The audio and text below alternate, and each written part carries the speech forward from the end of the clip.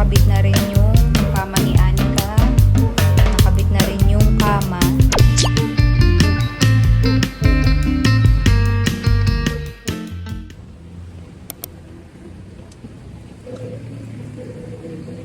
Kasi nasanay akong video, hindi camera. Okay na, ka na?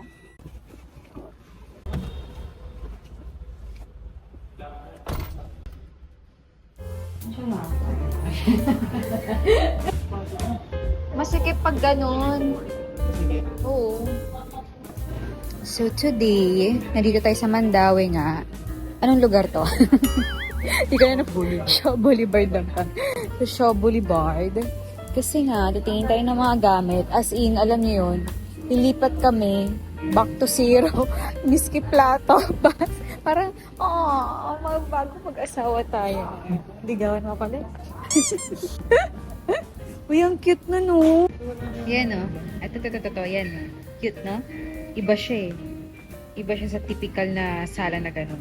Aesthetic vibe. Ay, parehas lang ba? Ay, oo nga, parehas. Ito nga yun. Baka ito na lang. Ayan yung mga ganyan. Ito 17.8. Ito 17. Kasi malaki. O, diba? Kasi dyan na yung tulugan. Kaya, bibilhan na kita niyan.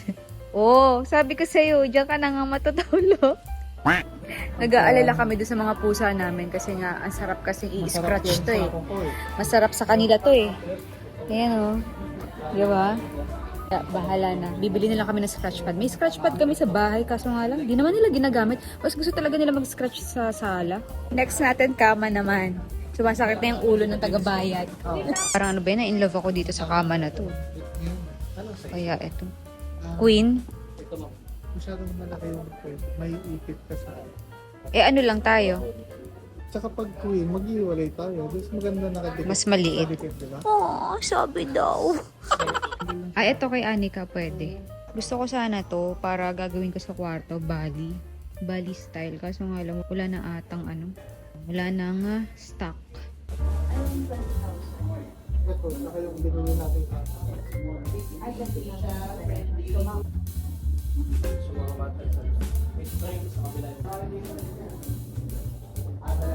Hindi mainit. Ito daw yung pinaka maganda at mahal. So, kailangan natin mag-invest talaga sa ganito.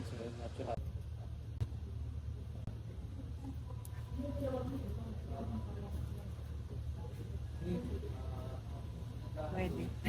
Pwede na. Ito. Kaso lang. Okay naman siya sa... Okay naman.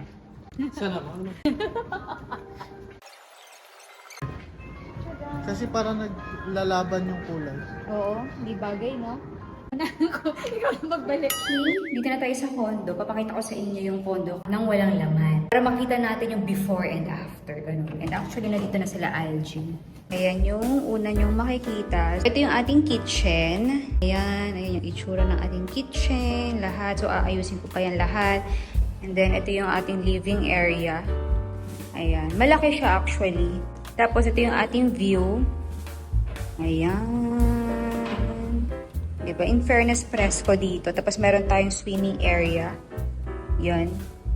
So, kasama dito sa condo yung swimming, and gym, and whatsoever. Tapos, meron tayong 3 room. Tapos, ito yung isang room. Ito yung magiging room ni Anika. / office. Kasi malaki naman siya. Tapos, ito yung isa pang room. Pero, ito yung magiging room ng helper / yung washing machine. Malaki din naman siya. Wait lang. Yan. May exhaust. So, pwede. Kasi nga, wala tayong paglalagyan ng washing machine and whatsoever. So, ito yung pinakamalaking room. Ayan, may balcony. So, ito, baka magiging office ko to. Ayan. Tapos, / ito na yung kama, yung ating closet, mini closet. Saka ang presko dito kasi ang daming bintana, kasi ang daming view. Yan yung pinakagusto ko sa lahat, maraming view. Saka in fairness, ang ganda ng lighting. Hindi na ako mahihirapan sa, diba? Dito pa lang ang ganda ng lighting ko. Ganun. Diba? It's all natural light. See? Sharan! Magic! So, So, nandito na tayo ulit sa Mandaue. At namimili tayo ng iba pang, tawag na to, iba pang mga gamit. So, ngayon, ang prospect naman namin is yung kwarto ni Anika. So, kompleto na tayo nung kama, nung mattress. Tapos, ito yung study table na lang niya. Pero, actually, marami pa. Ayan, namimili pa kami kung ano yung gusto niyang pang study table. Ito maganda to eh. Ito rin, kaso lang masyado tong mahaba. Pang office chair ko naman. Ay, ito. Baby, tinan mo to. Parang, ganda na. Pang office ko. Ayaw na ibang kulay. Wala natin yung kulay ko.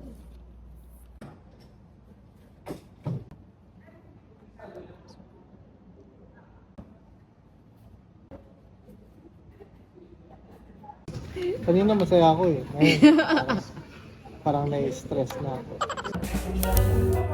Ito, tinan mo. Yung mga kulay. So, ito, green lang din yung kukunin natin para partner sila. Green. Mura lang, oh. Kasi sa Rustans may nakita kami. Sa Rustans magkano to? Di ba may nakita tayong ganito? Mahal. Kasi iba kasi tatak. Pero at least may ganito, oh.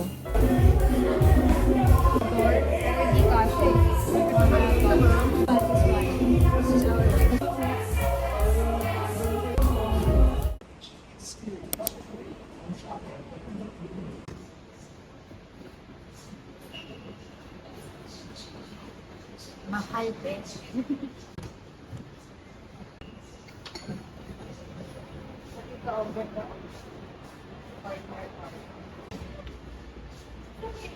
Mabigat. Hindi katulad sa atin na ang gaan-gaan. Sarap na mamahalin yung pang-taihan. Diba? 184. Ito lang yun. Pero grabe, ang ganda, be. Ayan yung tatak niya. Tapos ito yung mga simple lang. Pero mahal din 10K. Ayan, ganda no? Ito na yung mga... ito na yung uso ngayon, yung ganyan. Showroom pala din dito. Parang sa IKEA. Ito, 68. Tama ba? Mahal, no? Grabe, 68K. Baka kasi, hindi. Ito, 7K. 57. Grabe. 57K. Ito lang. So, halika na. Hindi naman talaga yun yung pakay natin dito. Mga mura lang. Dun lang tayo sa mura. Laki pala na tong wheel ko na to. Yan lahat. Ganyan yung itsura. Kailangan mag-inom tapos na kayo po. Dining area. Ganda. Ganda, no? Ay, ang ganda ng chandelier. Mari. Then, ito na yung mga section ng Ayan, yung parang Mandaue foam yung datingan. Nagko-compare kami ng mga nabili namin sa Mandaue. Saka dito. Tapos, may nakita kami. Eto, kasi parang ganito yung style na binili namin. Saka, ganito rin kahaba yung chandelier. So, magkano lang nabili natin dun sa Mandaue? 3 plus. Pero dito ang mahal 12K. Diba? Medyo may kamahalan dito sa Wilcon. Wow, ang ganda. Ang ganda tingnan. Bumili na nga pala kami nito para sa pang-accent light natin sa sala pati sa studio ko.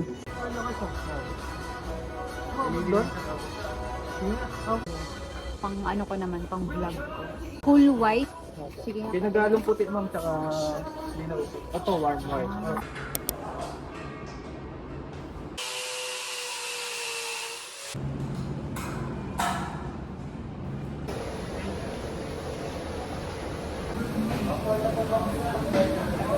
Ihahalo pa yun.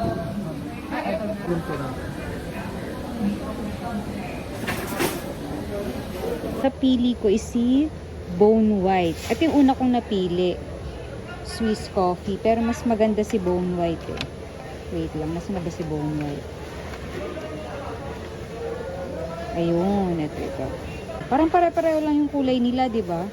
Pero, di ba? Kung mako-compare mo, mas medyo may pagka-brown tong si Bone White. Sobrang white ni Swiss Coffee. Si Bone White yung pasok sa theme natin, sa vibe natin sa sala. But the rest, ang gaganda ng mga kulay ng pintura nila, di ba? Kasi aesthetic vibe, di ba? Pag malambot din Tapos ang galing din kasi may mixing na. May mga pattern. Pag may natira daw, consistent pa rin yung kulay niya. Hindi katulad ng manual. So ganito na pala talaga ngayon ang pintura, no? Ay, si Ace lang ata yung meron. Tapos pala, recommended talaga to sa mga condo. Or kahit saan, sa bahay. Kasi nga, odorless siya. Saka quick dry. So ganun naman na ata ngayon. Or hindi ko alam. Basta maganda tong si Ace daw. Ayan. O, diba? Makakapili ka ng gusto mong kulay talaga. Kung ano?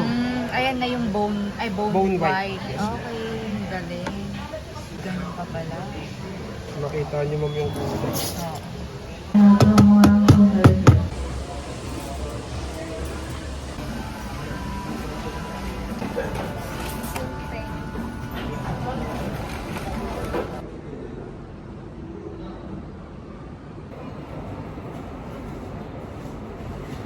Nandito.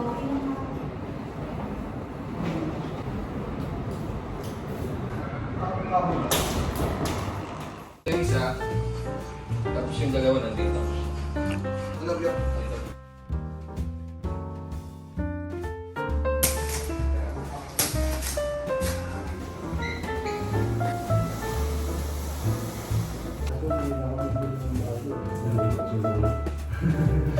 Yay! Nagawa ko ng electric pan. So, syempre, kunwari, ako yung gumawa. Ganda. Ayan yung usong electric pan, di ba? Electric pan na kami. Yan, sarap. Uy, ang lakas ah! Ang lakas sa electric pan. Love it. Oh, ganda. Magkano to? Magkano to? Ganda. 7,000. Ah, 7? Mahal. Tatanggal mo na. Yan yung pagkagay ko. Oo. Ano yung warranty yan? Malaki. Kailangan i-remove yung bakit. Siyempre, para kung mainit man po. Kapos lang ano eh. Kapos, di ba mo kanulo? Ah? Tinanggal na. Yung salamin pala. Kailangan mag-ayos. Wait lang. Shoot. Pero ito hindi pa namin tinanggal. Para kunwari bagong-bago. Okay. Wow! Aesthetic. So, aesthetic. Puro aesthetic. Ang cute ng teacup. Mangungulekta ako niyan. Partner siya nito. Partner siya dito sa mat. So, aesthetic din. Ano tatak ulit niyan? Clay, ano? Clayton. Clayton. Oo, sobrang ganda. As in, yung brand talaga niya, super. Kasi kung makikita nyo, eto, hindi mo siya mahahawakan. Yung tipong hindi talaga siya sasama sa pagkain mo. Ganon. So, this is ours. Tapos ito yung kutsara tinidor natin. Parang rose gold siya. Bumagay siya dito sa plato natin. Say hi, ate. Kompleto siya, oh. Ito, Metro. Mura lang siya actually. 649, 12 piece na siya.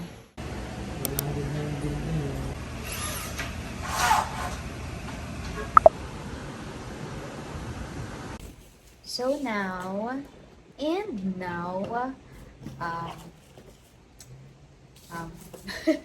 ga-unbox na kami ng mga iba pang gamit.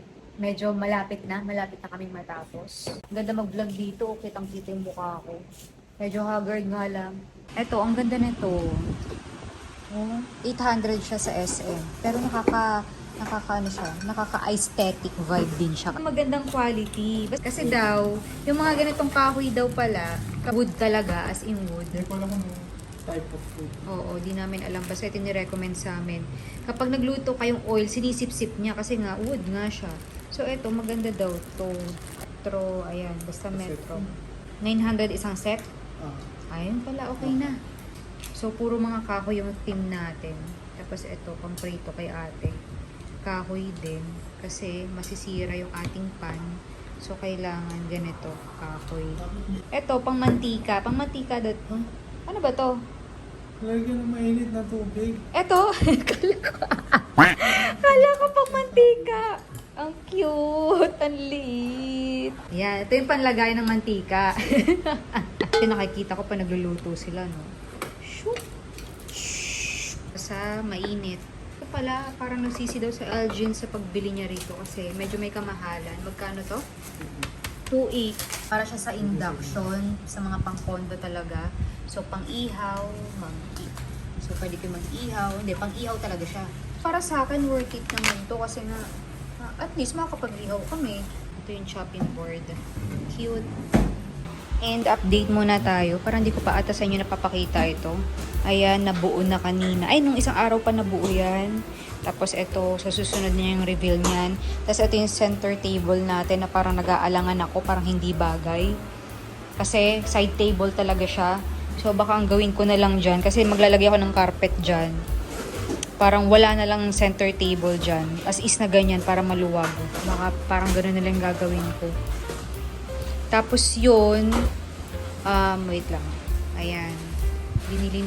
Basta halos lahat ng gamit sa Mandawi. Ito, napaka-perfect nito. Kasi, wait lang. Ayan. Diba? Hindi siya agaw sa space. Manipis lang siya sa personal as in. Wait lang ha. Buksan ko yung pinto. Pagbukas mo ng pinto, yan, hanggang dyan siya. Tapos, papasok ka. Diba? Maluwang pa rin. Hanggang dyan siya. Oh, diba? Maluwang. I love it. Patungan ng mga kung ano-ano. Mga susi. Tapos, sapatos. Yung crocs ko. Kasya yung crocs ko. Diba? Tapos, dito sa kwarto, nakabit na rin yung kama ni Anika. Ito, upuan ko to sa office. Ito naman study table ni Anika. Yan. Kunwari ang aral-aralan. Ito yung cabinet ni Anika. Sliding siya. Maganda na rin siya. Mandawi din. Ayan. Cabinets. Oh. Ito. Ay, ang dami pala nito space. O, ayan. O, diba? Worth it din tong cabinet. Saka ang ganda ng kulay niya. Ayan. O, diba? Love it. Tapos, ito yung kwarto namin. Nakabit na rin yung kama. So, hindi pa siya na iuurong pa yan eh. Tapos, yung iba pa naming gamit. Ang dami pa naming kalat. Tapos, ito pala yung cabinet. Diba? Ang ganda ng cabinet na to. Ang laki niya sa personal. Sobrang laki niya. As in. Tapos, may salamin. Ang Haggard. Tapos, ayan. Ang dami kong malalagay dyan, oh. Diba? Sale namin to nabili sa Mandawi din. Ayan. Ay, oo. Ang daming malalagay. Tapos, ito napakalaki din ito. Wait lang. Para mapakita ko sa inyo kung gano'n siya kalaki. Diba? Malaki siya. Pangkad niya. Hindi ko na nga abot eh. Ang pangit niya ni. Pero ayan, pinalitan namin ng ganyan. Yung literal na bumbilya talaga siya. Pero ayan, pinalitan namin lahat ng ilaw ng ganyan. Ayan. Ito nga rin, oh. Kakapinturahan ko pa yan. So, sa next episode na lang, kapag finished product na talaga lahat.